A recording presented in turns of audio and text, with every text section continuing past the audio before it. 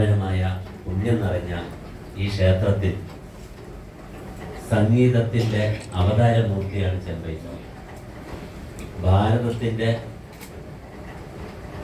അവസാന കാലത്ത് ചെമ്പൈ സ്വാമി അനുഗ്രഹിച്ച മാവേലിക്കര പ്രഭാകരവർമ്മ, പി ലീലാമ്മ, ദക്ഷിണാമൂർത്തി സ്വാമി, അവസാനം KG ജയാവിദ്യൻ ജയൊക്കെ ആശ്രമത്തിലായിരുന്നു.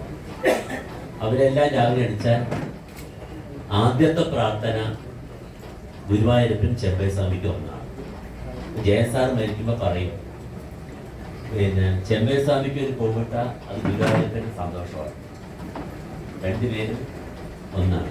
ഈ മഹാരാജന്മാരുടെ എല്ലാം ഭാഗ്യം സിദ്ധിച്ച സംഗീതത്തിന്റെ അവതാരമൂർത്തിയായ ചെമ്പൈ സ്വാമിയുടെ സംഗീതം എനിക്ക് തോന്നുന്നു ഏറ്റവും കൂടുതൽ ഉദയാസ്തമന പൂജയും ചെമ്പൈ സ്വാമിയാണ് ചെയ്തത്. അതിനൊരു മഹാഭാഗ്യം. ഇത് ഞങ്ങൾ ഉദയാസ്തമന പൂജ ചെയർമാനോട് ചോദിച്ചാൽ ഇനി 10-20 വർഷം, അതായത് ഒരു മുത്തച്ഛൻ ചെറുമാനെ പേരക്കുട്ടിക്കാണ്, അതുപോലും ഇല്ല. പക്ഷെ ചെമ്പൈ സ്വാമിക്ക് ആ ഗുരുവായൂരപ്പന്റെ ഏറ്റവും വലിയ അവാർഡ് ചെമ്പൈ സ്വാമിക്ക് കിട്ടിയത് 98-ലാണ് ഇപ്പൊ കഴിഞ്ഞ ദിവസം എന്റെ ടീച്ചറിന്റെ ആയിരുന്നു. അപ്പൊ അത് ചെമ്പൈ സ്വാമിക്ക് സാധിച്ചു.